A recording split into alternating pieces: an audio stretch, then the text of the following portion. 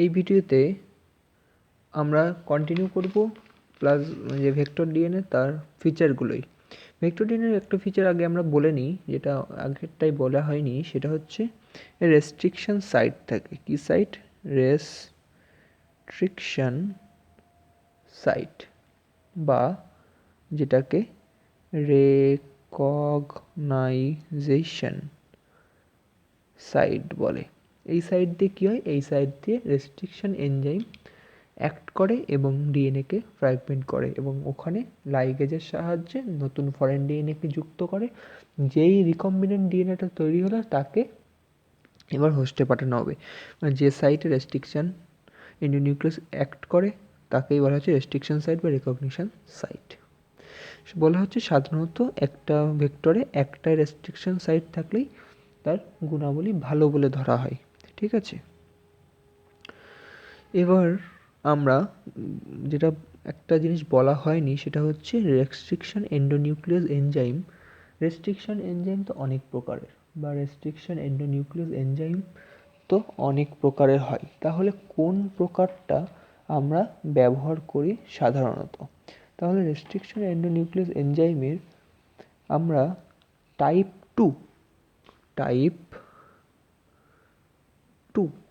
আমরা ব্যবহার করি আমাদের রিকম্বিনেন্ট ডিএনএ টেকনোলজিতে। ঠিক আছে, এবার আসবো ডিফারেন্ট টাইপস অফ ভেক্টর। এই যে ভেক্টর করছিলাম এতক্ষণ, এবার ভেক্টর কী কী প্রকারের হতে পারে? ফার্স্ট তো প্লাজমিড, যেটা লিখিনি আমরা, সেটা হচ্ছে plasmid, extra chromosomal অটোনোমাসলি replicating circular DNA হচ্ছে প্লাজমিড। সেকেন্ডে আসে PBr322, পি স্মল বি আর ক্যাপিটাল 322। সেকেন্ডে কসমিড, থার্ডে ফেজমিড, ফোর্থে প্ল্যান্ট ভেক্টর, ফিফথে অ্যানিম্যাল ভেক্টর, ছয়ে ইয়াক, সাথে ব্যাক এবং আটে ট্রান্সপোজন। তাহলে এইটা নিয়ে একটু ডিটেলস আলোচনা করব, ওই জন্য এটা নিয়ে এখন কিছু বলছি না। কসমিড কি?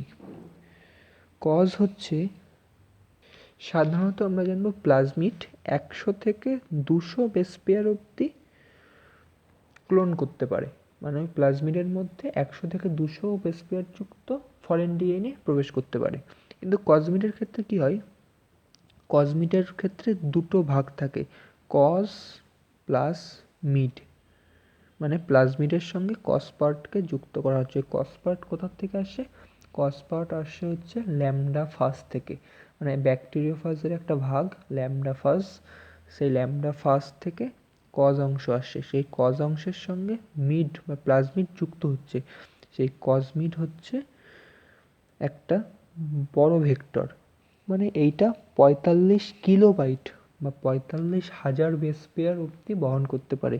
যে ক্ষেত্রে একটা প্লাজমিড পার্ট ছিল 100 থেকে 200টা, কিন্তু কসমিড 45,000 পর্যন্ত বহন করতে পারে। মানে একটা বড় ভেক্টর শেয়ার করছে। আমরা বড় জেনেটিক কাজ করি, তাহলে বড় জিনকে প্রবেশ করাতে হয়, তার জন্য কসমিড ইউজ করি। তখন এটা হচ্ছে কিন্তু কৃত্রিম, প্লাজমিড কিন্তু ন্যাচারাল। ফেজমিড, যদি আমরা ল্যামডা ফাজকে যুক্ত করি, ল্যামডা ফাজকে যদি প্লাজমিডের ডিএনএর সঙ্গে যুক্ত করি অ্যাটাচমেন্ট সাইটে, আগেরটা ছিল কস সাইটের সঙ্গে যুক্ত করব, এটাই কি করব? এটা যুক্ত করব আমরা অ্যাটাচমেন্ট সাইটের সঙ্গে। ঠিক আছে, অ্যাটাচমেন্ট সাইটের সঙ্গে প্লাজমিডকে যুক্ত করব। কার অ্যাটাচমেন্ট সাইট? ল্যামডা ফাজের অ্যাটাচমেন্ট সাইটের সঙ্গে প্লাজমিডকে যুক্ত করলে ফেজমিড পাবো। এটা 10 কিলোবাইট পর্যন্ত ক্লোন করতে পারে, বা 10,000 কিলোবাইট, কিন্তু এটা 45,000 কিলোবাইট পর্যন্ত, কিলোবাইট বলছি, কিলো বেস পেয়ার পর্যন্ত ডিএনএ সিকোয়েন্স বহন করতে পারে। কার সিকোয়েন্স? Foreign DNA sequence. এরপর আসে প্ল্যান্ট ভেক্টর।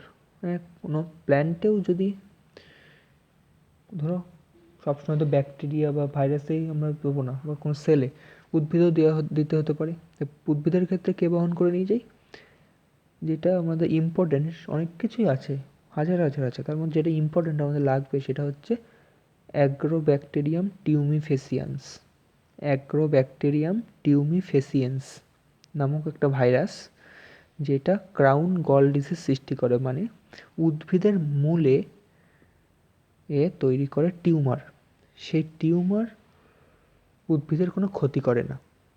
যখন টিউমার সৃষ্টি করে তখন উদ্ভিদের মূলের ওই অংশে যে স্বাভাবিক জিন, সেই স্বাভাবিক জিনের মিউটেশন হয়, ওই স্বাভাবিক জিনের যে জিনোম, সেই জিনোমের পরিবর্তন ঘটে।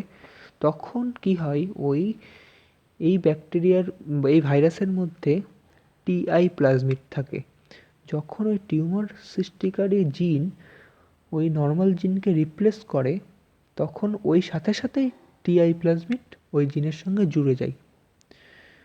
ওই টিআই প্লাজমিড ওই জিনের সঙ্গে জুড়ে যায়, জুড়ে গিয়ে ওর মধ্যে নতুন বৈশিষ্ট্য দেয়। কারণ এই টিআই প্লাজমিডের সঙ্গে ফরেন ডিএনএর পার্টিকেল পাঠানো হয়েছিল, ফরেন ডিএনএ ফ্র্যাগমেন্ট পাঠানো হয়েছিল টিআই প্লাজমিডের সঙ্গে। মানে এটা হচ্ছে ভেক্টর, এর সঙ্গে ফরেন ছিল, মানে টিআই প্লাজমিড হচ্ছে রিকম্বিনেন্ট অবস্থায় পাঠানো হয়েছিল।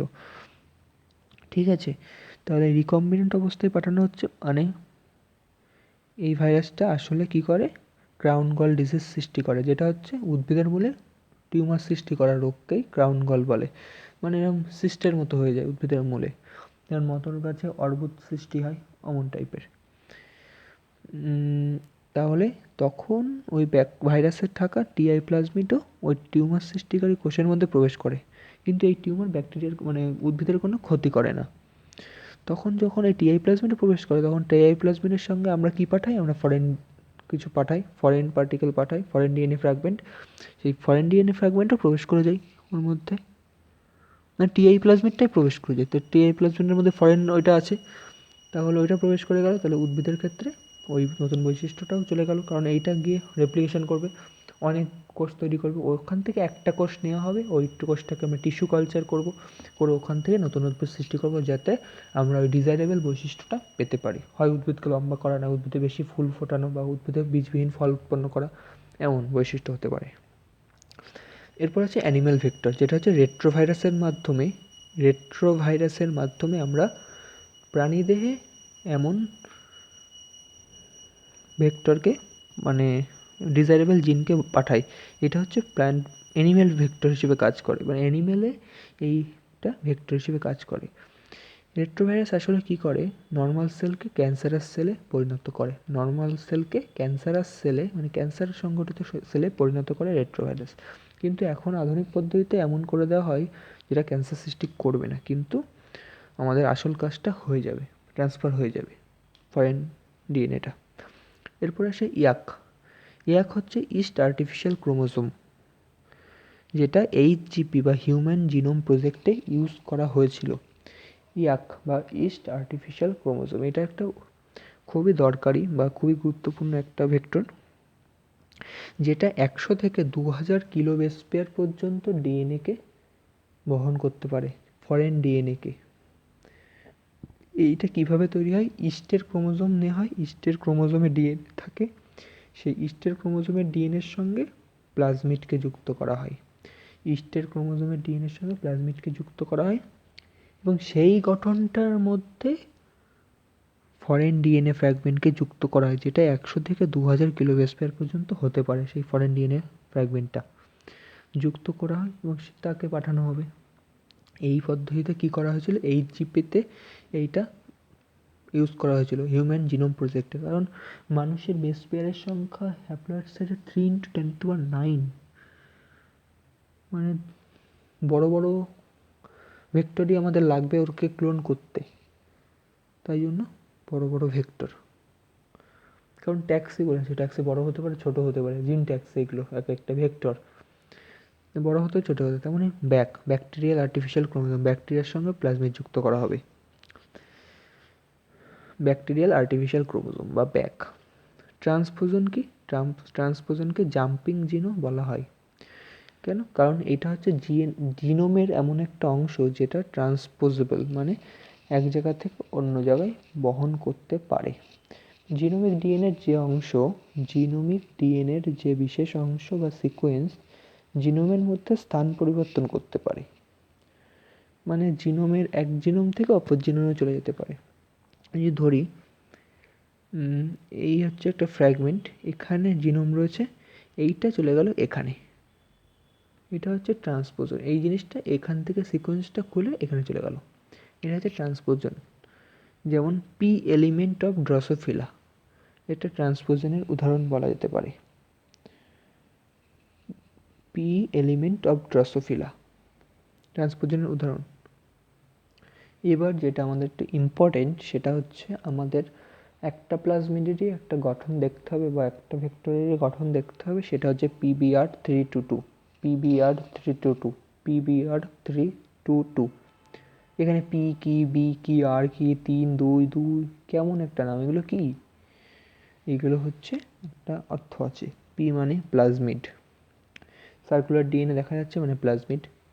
দুটো বিজ্ঞানী এটাকে আবিষ্কার করেছিল প্রথম, একজন হচ্ছে বলিভার, একজন রড্রিগুয়েজ। বলিভার এবং রড্রিগুয়েজ, বলিভারের বি, রড্রিগুয়েজের আর, তাহলে হয়ে গেল PBR, P for plasmid, B for Bolivar, R for Rodriguez, দুজন বিজ্ঞানী। এবং 322 কি, ওই যে বলেছিলাম স্যাম্পেলের গল্প, পরীক্ষাগারে অনেক স্যাম্পেল নেওয়া হয়, সেই স্যাম্পেলের মধ্যে 322 নম্বর স্যাম্পেলটা হচ্ছে এইটা, PBr322। এবার এখানে রয়েছে অনেক অঞ্চল, এগুলো কি বলেছিলাম? সিলেক্টেবল মার্কারে অ্যান্টিবায়োটিক রেজিস্ট্যান্স জিন ব্যবহার করা হয়। এখানে দুটো অ্যান্টিবায়োটিক রেজিস্ট্যান্স জিন থাকে দুটো অ্যান্টিবায়োটিকের জন্য, যেটা হচ্ছে এই একটা অঞ্চলে থাকে, এইটুকু একটা অঞ্চলে থাকে, আর একটা হচ্ছে এইটুকু একটা অঞ্চলে থাকে। দুটো অ্যান্টিবায়োটিক, একটা হচ্ছে টেট মানে টেট্রাসাইক্লিনের জন্য রেজিস্ট্যান্স জিন আছে এইটুকু অঞ্চলে, এবং অ্যাম্পিসিলিনের জন্য অ্যান্টিবায়োটিক রেজিস্ট্যান্স জিন আছে এইটুকু অঞ্চলে। আমরা পড়েছিলাম অ্যান্টিবায়োটিক টেট্রাসাইক্লিন, অ্যাম্পিসিলিন, ক্যানামাইসিন, তারপরে হচ্ছে ক্লোরামফেনিকল, এই টাইপের। তার মধ্যে PBr322-তে কী থাকে? টেট্রাসাইক্লিন ও অ্যাম্পিসিলিনই থাকে, শুধু দুটো। এই দুটো অঞ্চলে টেট্রাসাইক্লিনের জন্য অ্যান্টিবায়োটিক রেজিস্ট্যান্স জিন আছে, মানে টেট্রাসাইক্লিন প্রয়োগ করলে এর কিছু হবে না, এখানে রেজিস্ট্যান্স জিনটা রয়েছে। এখানে রয়েছে অ্যাম্পিসিলিনের জন্য রেজিস্ট্যান্স জিন, মানে এই প্লাজমিডের উপরে অ্যাম্পিসিলিন প্রয়োগ করি তাহলে এর কিছু হবে না। এখানে হচ্ছে অ্যাম্পিসিলিন রেজিস্ট্যান্স জিন। এবং বাইরে যেগুলো দেখানো হচ্ছে, এবং এখানে হচ্ছে অরি, মানে এর হচ্ছে অরিজিন অফ রেপ্লিকেশন এইটুকু। DNA fragment, circular DNA fragment, origin of replication থাকবে। এর অরিজিন অফ রেপ্লিকেশন এইটা। রপ মানে রিপ্রেসার অফ প্রাইমার। এই রিপ্রেসার অফ প্রাইমার কী করে? রিপ্রেসার অফ প্রাইমার প্রোটিন তৈরির জন্য কোড করে, মানে কোড তৈরি করে প্রোটিন তৈরির জন্য, যেটা রেপ্লিকেশনের সময় কাজে লাগে। রেপ্লিকেশনের সময় তো ডিএনএ ফ্র্যাগমেন্ট তৈরি হবে, এই জন্য প্রোটিনও দরকার হয় অনেক সময়। এই প্রোটিন তৈরির জন্য কোড তৈরি করে এই আরওপি, রপ, যেটা হচ্ছে এইটুকু অঞ্চল। এবং বাইরে দিয়ে যেগুলো রয়েছে সেইগুলো হচ্ছে এর রেস্ট্রিকশন সাইট বা রিকগনিশন সাইট। কতগুলো রিকগনিশন সাইট আছে দেখো। টেট্রাসাইক্লিন রেজিস্ট্যান্স জিনের উপরে রয়েছে দুটো রিকগনিশন সাইট, BAM-H1 আর SAL1, SAL1, আর BAM-H1, BAM-H1 আর SAL1। এখান থেকে এই অঞ্চলে যদি BAM-H1 অ্যাট্রাক করে তাহলে এখান থেকে ফ্র্যাগমেন্ট হয়ে যাবে। এই অঞ্চলে যদি এইটুকু অঞ্চলের মধ্যে যদি SAL1 অ্যাটাক করে তাহলে এইটুকু অঞ্চল নষ্ট হয়ে যাবে, মানে খণ্ডিত হয়ে যাবে। রপ অঞ্চলে থাকে PVU2 রিকগনিশন সাইট, মানে PVU2 একটা endonuclease enzyme, restriction endonuclease enzyme, যার রিকগনিশন সাইট এখানে রয়েছে। মানে বেস পেয়ারের গল্প বলেছিলাম, মানে এখানে ওই বেস পেয়ারটা রয়েছে, মানে ওই PVU2 অ্যাক্ট করার জন্য যে বেস পেয়ারটা দরকার ছিল 4 থেকে 8 নিউক্লিওটাইড যুক্ত, সেই বেস পেয়ারটা এইটুকুর মধ্যে রয়েছে। তেমনই এর জন্য অ্যাক্ট করার যে বেস পেয়ার এইটুকুর মধ্যে রয়েছে। আরেকটা হচ্ছে অ্যাম্পিসিলিনের জন্য রেজিস্ট্যান্স জিন, সেই রেজিস্ট্যান্স জিনের ওই অংশটাতেই PVU1 আর PST1 রিকগনিশন সাইট আছে। মানে এই দুটো হচ্ছে রেস্ট্রিকশন এন্ডোনিউক্লিয়াস এনজাইম। এই দুটো এনজাইম যদি এখানে অ্যাক্ট করে তাহলে এখান থেকে ফ্র্যাগমেন্ট হয়ে যাবে। এবং এই জায়গাটায় রয়েছে তিনটে রেস্ট্রিকশন সাইট এর জন্য, তিনটে রেস্ট্রিকশন এন্ডোনিউক্লিয়াসের জন্য সাইট, সেটা হচ্ছে ICOR1, CLA1 আর HIND3। প্রথমটা কি হাইন্ডি 2 যেটা আবিষ্কার হয়েছিল। এটা কোথার থেকে, কোন ব্যাকটেরিয়া থেকে পাওয়া যায়? Haemophilus influenza. তাহলে টেট্রাসাইক্লিন অংশে কোন কোন মানে কোন কোন রেস্ট্রিকশন অ্যান্টিনিউক্লিয়াসের জন্য সাইট রয়েছে? BAMH1 আর SAL1, এগুলোকে মনে রাখতে হবে। অ্যাম্পিসিলিন অংশে কোন কোন রেস্ট্রিকশন এঞ্জিনের জন্য সাইট রয়েছে? PST1 আর PVU1। এখানে কোন রপ অংশে কোনটা? PVU2। আর এই অংশে তিনটে, ইকোয়ার1, ক্লেয়ার1, হাইন্ডি 3। তাহলে কটা টোটাল সাইট রয়েছে রেস্ট্রিকশন সাইট? 1 2 3 4 5 6 7 8টা রেস্ট্রিকশন সাইট রয়েছে। তাহলে এই টোটালটা হচ্ছে PBr322। ঠিক আছে, এটা প্লাজমিড। এইবার গল্পটা হচ্ছে, যদি এই অংশে BAMH1 ধরো ক্রিয়া করছে এই প্লাজমিডের এই অংশে, এখান দিয়ে খণ্ডিত হবে, আমরা হচ্ছে এখান দিয়ে খণ্ডিত হয়ে এখানে একটা ফরেন ডিএনএ ফ্র্যাগমেন্ট জুড়বো এই অংশ, এখানে কেটে দিলাম, এইটুকু কেটে দিলাম, দিয়ে এই মাঝখানে একটা ফরেন ডিএনএ ফ্র্যাগমেন্ট জুড়বো। তার জন্য এখানে BAMH1 অ্যাক্ট করলো। তখন কিন্তু এই টেট্রাসাইক্লিনের জন্য অ্যান্টিজেন, যে টেট্রাসাইক্লিন অ্যান্টিবায়োটিকের জন্য রেজিস্ট্যান্স জিনটা এখানে ছিল, সেটা নষ্ট হয়ে যাবে, কারণ জিনকে কাটলে তার ক্ষমতা নষ্ট হয়ে যায়। তাহলে তার ক্ষমতা নষ্ট হয়ে গেল, মানে তখন ব্যাকটেরিয়াটা টেট্রাসাইক্লিন অ্যান্টিবায়োটিকের জন্য রেজিস্ট্যান্ট থাকলো না। তখন যদি এরপরে টেট্রাসাইক্লিন দেওয়া হয় তাহলে এই প্লাজমিডটা নষ্ট হয়ে যাবে। কিন্তু সিলেক্টেবল মার্কার থাকবে, কারণ তখনও অ্যাম্পিসিলিন রয়েছে। তখন অ্যাম্পিসিলিন প্রয়োগ করলেও কিছু হবে না, কিন্তু তখন টেট্রাসাইক্লিন প্রয়োগ করলে নষ্ট হয়ে যাবে। কখন? যখন BAMH1 এই ফ্র্যাগমেন্টটাকে খণ্ডিত করবে। কিন্তু খণ্ডিত করার আগে এরপরে যদি টেট্রাসাইক্লিনও দেওয়া হয়, অ্যাম্পিসিলিনও দেওয়া হয়, কিছু হবে না। যদি এরপরে কানামাইসিন দেওয়া হয়, নষ্ট হয়ে যাবে।